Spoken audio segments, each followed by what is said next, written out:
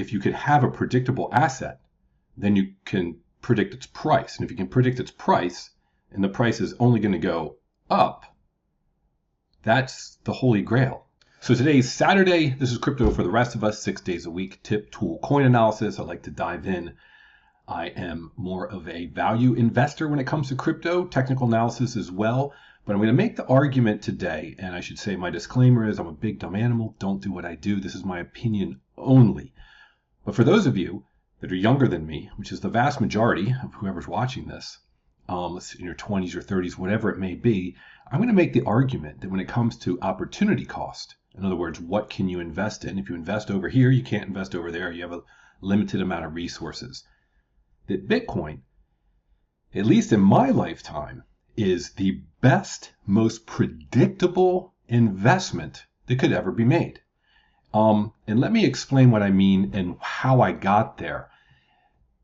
When I started first investing, or started learning about investing, my father would take me to the library because the internet was not around, and we would get what's called Value Line, which was just research on companies. Okay, so why do we regulate companies and the public companies? Well, it's so that you can compare them to one another, and they all have to report their information so that those investing have perfect information. They're not being lied to. And then if they all have the same type of reporting, whether it be accounting principles or whatnot, and they're all reporting the same numbers, the EBITDA numbers, the earnings per share, all this stuff, then we're able to compare companies to companies. So let's call that value investing. What's their revenue? What are their expenses? How do they do compared to other companies? There's a lot of variables. Let's just say there's this many variables. Okay. Then let's move on and talk about the next thing I learned was technical analysis. And you may not know this name, but the first book I read from the library was Martin J. Pring. And I got a computer science degree, so I would program since I was a little kid. Grew up with computers, really, basic, Pascal, stuff like that. You're probably like, what are you talking about? And I would actually have to read the book and say, oh, this is the formula for RSI, relative strength indicator. Okay, so I'm going to put in the data for the last couple months of price action, high, low, close, and volume, and now I got to write my own code. So I know how the technical indicators work. What are they trying to do? What's value investing trying to do? It's trying to figure out which investment will give you the greatest return based on what people will do. Who's going to buy it and sell it? Are other people going to buy this one as opposed to those? You're trying to mimic people's buying behavior, right? Or determine their buying behavior so you can see price action movement. Technical analysis. At its core, what is it really doing? Supply and demand. That's it.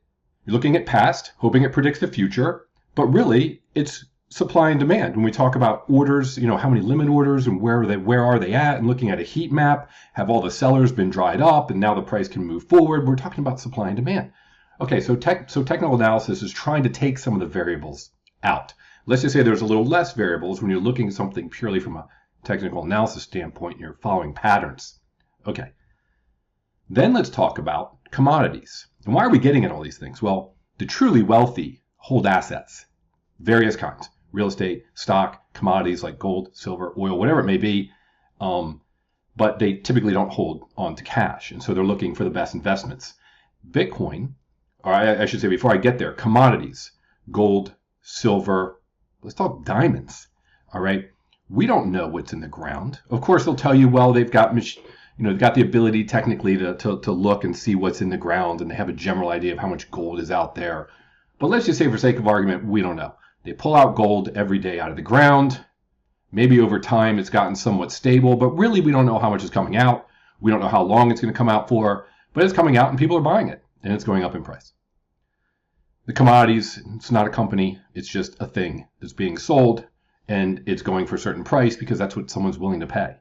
Even less variables involved in something like a commodity like gold and silver or diamonds, but yet still variables. So about value investing, technical analysis, looking at commodity prices, what are we trying to do? We're trying to determine where the price is going to go based on a bunch of variables. If there's all these variables in stocks, and maybe we can whittle them down with technical analysis, and then commodities having less variables, what are the variables with Bitcoin? This is what I think is getting the truly wealthy so excited. I'm going to show you a tweet here in a moment. But the predictability of an asset. If you could have a predictable asset, then you can predict its price. And if you can predict its price, and the price is only going to go up, that's the holy grail. Well, how much gold is there? I don't know. How much silver is there? I don't know. People tell you they know. They don't really know. How many diamonds are there? I don't know. How many Bitcoin is there? Oh, I know. 21 million.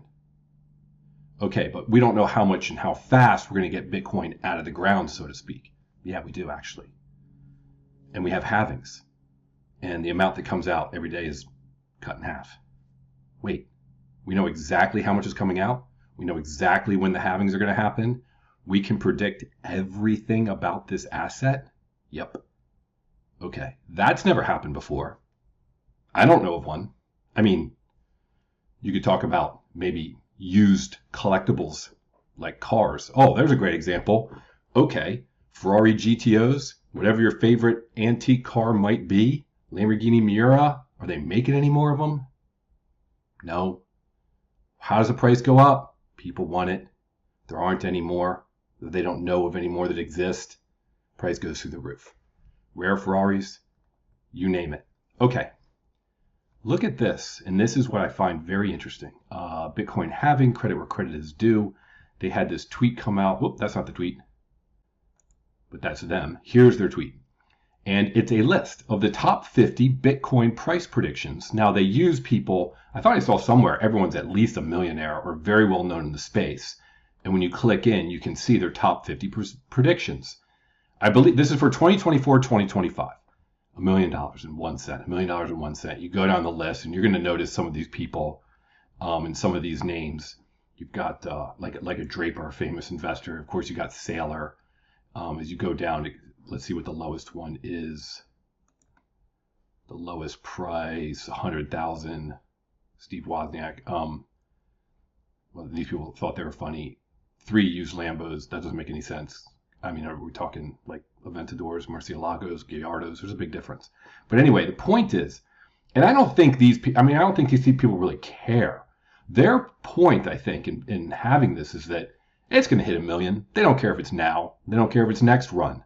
They know that this is probably the most predictable asset in their portfolio. That's my opinion of what they're saying here. This is just 2024, 2025. I think if you think long-term, Bitcoin, there's no variables. We know exactly what's going to happen. It's just going to keep going up. That's my opinion, of course. Now, that's the forest. If you look at the trees, theoretically, and this is what I truly believe, Bitcoin hits its all-time high. Some of the money moves out. Profits are taken. They move into altcoins.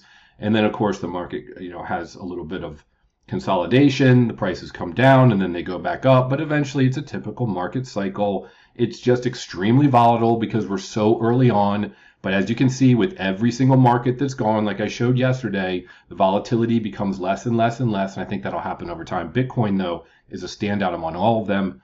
Even through this run, I did sell quite a bit of Bitcoin, pure transparency. When it hit a recent all-time high, I didn't hit the high, but I was close.